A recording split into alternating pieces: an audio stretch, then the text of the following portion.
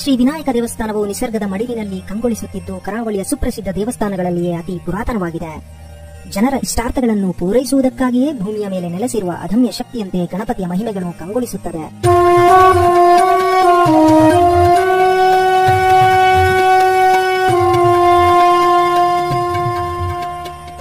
ಇಲ್ಲಿ ನಿತ್ಯವೂ ನೂರಾರು ಯಾತ್ರಾರ್ಥಿಗಳು ಬಂದು ದೇವರ ದರ್ಶನವನ್ನು ಪಡೆದು ಕೃತಾರ್ಥರಾಗುತ್ತಾರೆ. ಇನ್ನು ಪುರಾಣ ಇತಿಹಾಸದ ಪ್ರಕಾರ ಈ ಕ್ಷೇತ್ರವು ಕೃತಯುಗದಲ್ಲಿ ಹರಿಹರ ಕ್ಷೇತ್ರವೆಂದು, ತ್ರೇತಾಯುಗದಲ್ಲಿ ಮುದುಖಾನನವೆಂದು, ದ್ವಾಪರಯುಗದಲ್ಲಿ ಗೌತಮ ಕ್ಷೇತ್ರವೆಂದು ಹಾಗೂ ಕಲಿಯುಗದಲ್ಲಿ ಕುಂಭಾಸಿ ಎಂದು ಪ್ರಸಿದ್ಧಿಯಾಯಿತು. ಈ ಕ್ಷೇತ್ರದ ಹಿಂದೆ 3 ಕಥೆಗಳಿವೆ. ಮೊದಲನೆಯ ಕಥೆ ಪ್ರಕಾರ ಪಾರ್ವತಿಯು ಶಿವನ ತಲೆಯಿಂದ ಗಂಗೆಯನ್ನು ಇಳಿಸಲು ದಕ್ಷಿಣದಲ್ಲಿ ಒಂದು ಪವಿತ್ರ ಜಾಗವನ್ನು ಹುಡುಕುತ್ತಿರುತ್ತಾಳೆ. ಆಗ ತನ್ನ ಮಗ ಗಣಪತಿಯನ್ನು ಕಳುಹಿಸಿ ಅಂತ ಪವಿತ್ರ ಜಾಗವನ್ನು ಹುಡುಕಿಕೊಂಡು ಬಾ ಎಂದು ಹೇಳುತ್ತಾಳೆ. ಹೀಗೆ ಹುಡುಕುತ್ತಾ ಹೊರಟ ಗಣಪತಿಯು ಪರಶುರಾಮ ಕ್ಷೇತ್ರದಲ್ಲಿರುವ ಗೌತಮರ ಆಶ್ರಮವೇ ಸೂಕ್ತ ಎಂದು ನಿರ್ಧರಿಸಿ ದನ ಕಾಯುವ ಹುಡುಗನ ಹಾಗೆ ವೇಷ ಮರೆಸಿಕೊಂಡು ದನ ಕಾಯುತ್ತಿರುವಾಗ ಗೌತಮರ ಸ್ಪರ್ಶದಿಂದ ಒಂದು ಹಸುವು ಅಸುನೀಗುತ್ತದೆ. ಇದರಿಂದ ತುಂಬಾ ದುಃಖಿತರಾದ ಗೌತಮರು ಶಿವನನ್ನು ಧ್ಯಾನ ಮಾಡಿ ಪವಿತ್ರ ಗಂಗೆಯನ್ನು ಕಮಂಡಲದಲ್ಲಿ ಹಿಡಿದು ತಂದು ಆ ಅಸುನೀಗಿದ್ದ ಹಸುವಿನ ಮೇಲೆ ಹಾಕಿದಾಗ ಆ ಹಸುವಿಗೆ ಮರಳಿ ಜೀವ ಬರುತ್ತದೆ. ಈ ಮೂಲಕ ಶಿವನ ಶಿರದಿಂದ ಗಂಗೆಯನ್ನು ಇಳಿಸುವ ಪಾರ್ವತಿ ಮತ್ತು ಗಣಪತಿಯ ಆಸೆ ಈಡೇರುತ್ತದೆ. ಇನ್ನು 2ನೇ ಕಥೆಯು ದ್ವಾಪರಯುಗದಲ್ಲಿ ನಡೆಯುತ್ತದೆ. ಕುಂಭ ಎಂಬ ರಾಕ್ಷಸನು ಶಿವನನ್ನು ಒಲಿಸಿಕೊಂಡು ಪಡೆದ ವರದಿಂದ ಮಹಾಶಕ್ತಿಶಾಲಿಯಾಗಿರುತ್ತಾನೆ. ಆತನು ತನ್ನನ್ನು ಮೀರಿಸುವ ಮಾನವರು ಭೂಮಿಯ ಮೇಲೆ ಯಾರೂ ಇಲ್ಲ ಎಂದು ತಿಳಿದು ಮದಗಜನಂತೆ ವರ್ತಿಸುತ್ತಿದ್ದ. ಈ ಜಾಗವು ಬರಪೀಡಿತವಾಗಿರುತ್ತದೆ. ಆದ್ದರಿಂದ ಗೌತಮ ಮುನಿಗಳು ಇಲ್ಲಿ ಹೋಮ ಹವನಗಳನ್ನು ಮಾಡುತ್ತಿರುತ್ತಾರೆ. ಕುಂಭಾಸುರನು ತಪೋನುಷ್ಠಾನ ನಿರತರಾದ ಗೌತಮ ಮುನಿಗಳ ಯಜ್ಞಯಾಗಾದಿಗಳಿಗೆ ಭಂಗ ಉಂಟು ಮಾಡಲಾರಂಭಿಸುತ್ತಾನೆ. ವನವಾಸ ನಿರತರಾದ ಪಾಂಡವರ ಆಗಮನವನ್ನು ತಿಳಿದು ಗೌತಮರು ಧರ್ಮರಾಯನಿಗೆ ಕುಂಭಾಸುರನ ಪೀಡೆಗಳನ್ನು ಹೇಳಿದಾಗ ಧರ್ಮರಾಯನು ಲೋಕಕಂಟಕನಾದ ಕುಂಭಾಸುರನನ್ನು ಸಂಹರಿಸಲು ಭೀಮನಿಗೆ ಅಪ್ಪಣೆ ಕೊಡುತ್ತಾನೆ. ಭೀಮ ಮತ್ತು ಕುಂಭಾಸುರನ ನಡುವೆ ಭೀಕರ ಯುದ್ಧವು ನಡೆಯುತ್ತದೆ. ಆ ಯುದ್ಧದಲ್ಲಿ ಕುಂಭಾಸುರನಿಗೆ ಸೋಲುಣಿಸಲು ಭೀಮನು ವಿಫಲನಾಗುತ್ತಾನೆ. ಅವನನ್ನು ಸಂಹರಿಸುವ ಬಗ್ಗೆ ಚಿಂತಿಸುತ್ತಾ ಭೀಮ ಶಿಬಿರಕ್ಕೆ ಹಿಂತಿರುಗುವಾಗ ವಿಘ್ನೇಶ್ವರನ ಅನುಗ್ರಹದಿಂದ ಪಡೆದ ಕತ್ತಿಯಿಂದ ಮಾತ್ರ ಕುಂಭಾಸುರನನ್ನು ಸೋಲಿಸಲು ಸಾಧ್ಯ ಎಂಬ ಅಶರೀರವಾಣಿಯನ್ನು ಕೇಳುತ್ತಾನೆ. ಹೀಗಾಗಿ ಭೀಮನು ಗಣಪತಿಯನ್ನು ಧ್ಯಾನಿಸಿದ ಪರಿಣಾಮವಾಗಿ ಆನೆಯ ರೂಪದಲ್ಲಿ ಗಣಪನು ಬಂದು ಒಂದು ಕತ್ತಿಯನ್ನು ಕರುಣಿಸುತ್ತಾನೆ. ಆ ಕತ್ತಿಯ ಮೂಲಕ ಭೀಮನು ಯುದ್ಧದಲ್ಲಿ ಕುಂಭಾಸುರನನ್ನು ಕೊಲ್ಲುತ್ತಾನೆ. ಅಸಿ ಎಂದರೆ ಕತ್ತಿ.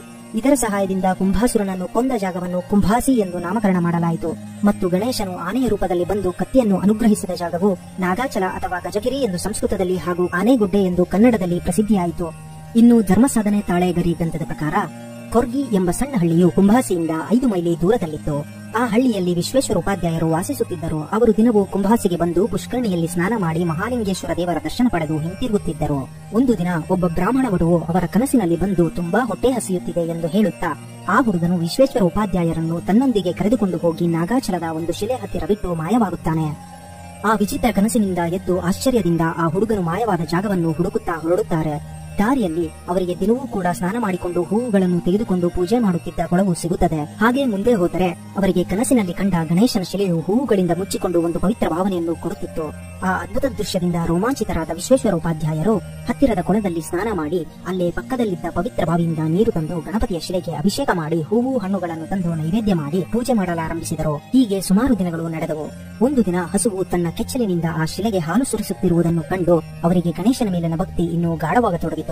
ಬಿಸಿಲು ಚಳಿ ಮಳೆಗಳನ್ನು ಲೆಕ್ಕಿಸದೆ ಯಾವ ಪ್ರತಿಫಲವನ್ನೂ ಇಚ್ಛಿಸದೆ ಗಣೇಶನ ಆರಾಧನೆ ಮಾಡತೊಡಗಿದರು.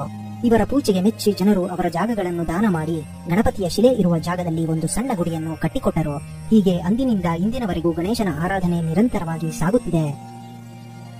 12 ಅಡಿ ಎತ್ತರದ ಆನೆಯ ಸ್ವರೂಪದಲ್ಲಿರುವ ಈ ಏಕಶಿಲೆಯನ್ನು ಯಾರೂ ಕೂಡ ಕೆತ್ತಿದ್ದಲ್ಲ.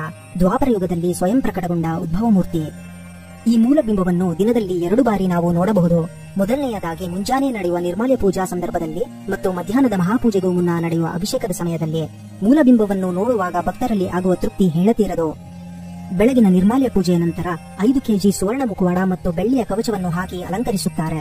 ಮುಂಜಾನೆಯಿಂದ ಮಧ್ಯಾಹ್ನದ ಅಭಿಷೇಕದವರೆಗೂ ಗಣಪತಿಯ ಮೂರ್ತಿಯು ನಿಂತಿರುವ ಭಂಗಿಯಲ್ಲಿರುತ್ತದೆ. ತದನಂತರ ಕೂತಿರುವ ಭಂಗಿಗೆ ಬೆಳ್ಳಿಯ ಕವಚಗಳನ್ನು ಮಾರ್ಪಾಡು ಮಾಡಲಾಗುತ್ತದೆ ಮತ್ತು ಈ ಭಂಗಿಯು ಮಾರನೇ ದಿನ ನಿರ್ಮಾಲ್ಯ ಪೂಜೆವರೆಗೂ ಹೀಗೆ ಇರುತ್ತದೆ. 1985ರಲ್ಲಿ ಪೇಜಾವರ ಶ್ರೀಗಳು ದೇವಾಲಯದ ಜೀರ್ಣೋದ್ಧಾರಕ್ಕೆ ಶಿಲಾನ್ಯಾಸ ನೆರವೇರಿಸಿದರು. ಸಮಿತಿಯ ವತಿಯಿಂದ ದೇವಸ್ಥಾನದ ಪೌಳಿ, ಹೆಬ್ಬಾಗಿಲು, ಗೋಪುರ, ಅತಿಥಿಗೃಹಗಳನ್ನು ನವೀಕರಿಸಲಾಯಿತು. ನೂತನವಾಗಿ ಭೋಜನ ಶಾಲೆ, ಸತ್ಯನಾರಾಯಣ ಪೂಜಾ ಮಂದಿರ, ಸುವರ್ಣ ಉತ್ಸವ ಮೂರ್ತಿಯ ಕವಚ, ಯಜ್ಞ ಮಂಟಪ, ಸ್ವರ್ಣ ಕಲಶ, ಭೋಜನ ಶಾಲೆಯ ಮೇಲಂತಸ್ತಿನ ಕಟ್ಟಡ ಹೀಗೆ ಹಲವಾರು ಬಗೆಯ ಜೀರ್ಣೋದ್ಧಾರಕ್ಕೆ ದೇವಾಲಯವು ಸಾಕ್ಷಿಯಾಗಿದೆ. ಈ ವರ್ಷ ದೇವಾಲಯವು ಆರ್ಥಿಕವಾಗಿ ಹಿಂದುಳಿದ ವರ್ಗದವರಿಗೆ ವೈದ್ಯಕೀಯ ನೆರವು ನೀಡುತ್ತಾ ಬಂದಿದೆ. ಆನೆಗುಡ್ಡೆ ದೇವಾಲಯಕ್ಕೆ ಸೇರಿದ ಆಮೋದ ಮತ್ತು ಪ್ರಮೋದ ಎಂಬ 2 ವಿಶ್ರಾಂತಿ ಗೃಹಗಳಿವೆ. ದೇವಾಲಯದಲ್ಲಿ ದಿನವೂ ಬೆಳಗಿನ ಜಾವ 5 ಗಂಟೆಯಿಂದ ರಾತ್ರಿ 9ರವರೆಗೆ ಹಲವು ರೀತಿಯ ಪೂಜೆ ಪುನಸ್ಕಾರಗಳು ನಡೆಯುತ್ತದೆ. ಇಲ್ಲಿ ಆದಿತ್ಯವಾರ, ಮಂಗಳವಾರ, ಶುಕ್ರವಾರ, ಸಂಕ್ರಮಣ, ಸಂಕಷ್ಟ ಚೌತಿ ದಿನಗಳಲ್ಲಿ ಅಪಾರ ಭಕ್ತಾದಿಗಳು ಗಣಪತಿಯ ದರ್ಶನಕ್ಕೆ ಆಗಮಿಸುತ್ತಾರೆ. ಸತ್ಯಗಣಪತಿ ವ್ರತ, ಮೂಡುಗಣಪತಿ ಸೇವೆ, ಗಣಹೋಮ, ರಂಗಪೂಜೆ, ಕ್ಷೀರಾಭಿಷೇಕ, ವಾಹನ ಪೂಜೆ, ಅಷ್ಟೋತ್ತರ ಪೂಜೆ ಹೀಗೆ ಹಲವಾರು ಪೂಜೆಗಳು ಇಲ್ಲಿ ನಡೆಯುತ್ತದೆ. ಭಕ್ತರು ಪಡೆಯುವ ಕಲ್ಲು ಸಕ್ಕರೆ, ಕಡಲೆ ಪ್ರಸಾದ, ಬೆಲ್ಲದ ಪಂಚಕಜ್ಜಾಯ, ಗಣಹೋಮದ ಪ್ರಸಾದ, ಮೋದಕ ಇಲ್ಲಿನ ವಿಶೇಷತೆಗಳು. ಪ್ರತಿದಿನವೂ ಭಕ್ತಾದಿಗಳಿಗೆ ದೇವಾಲಯದಲ್ಲಿ ಉಚಿತವಾಗಿ ಮಧ್ಯಾಹ್ನದ ಭೋಜನ ವ್ಯವಸ್ಥೆಯನ್ನು ಮಾಡಲಾಗಿದೆ. ದೇವಸ್ಥಾನದಲ್ಲಿ ಆನುವಂಶಿಕ ಆಡಳಿತ ಮಂಡಳಿ ಇದ್ದು, ಶ್ರೀ ಲಕ್ಷ್ಮೀನಾರಾಯಣ ಉಪಾಧ್ಯಾಯ ಹಾಗೂ ಶ್ರೀ ವಿಶ್ವಂಬರ ಉಪಾಧ್ಯಾಯ ಅವರು ಧರ್ಮದರ್ಶಿಗಳು. ಪ್ರಸ್ತುತ ಶ್ರೀ ಸೂರ್ಯನಾರಾಯಣ ಉಪಾಧ್ಯಾಯ ಅವರು ಆಡಳಿತ ಧರ್ಮದರ್ಶಿಗಳಾಗಿ ಸೇವೆ ಸಲ್ಲಿಸುತ್ತಿದ್ದಾರೆ. ಆನೆಗುಡ್ಡೆ ಶ್ರೀ ವಿನಾಯಕ ದೇವಸ್ಥಾನದಲ್ಲಿ ಪ್ರತಿ ವರ್ಷ ಮಾರ್ಗಶಿರ ಶುದ್ಧ ಚೌತಿಯಂದು ಬ್ರಹ್ಮರಥೋತ್ಸವ ಕಾರ್ಯಕ್ರಮ ಆಯೋಜಿಸಿರುತ್ತಾರೆ.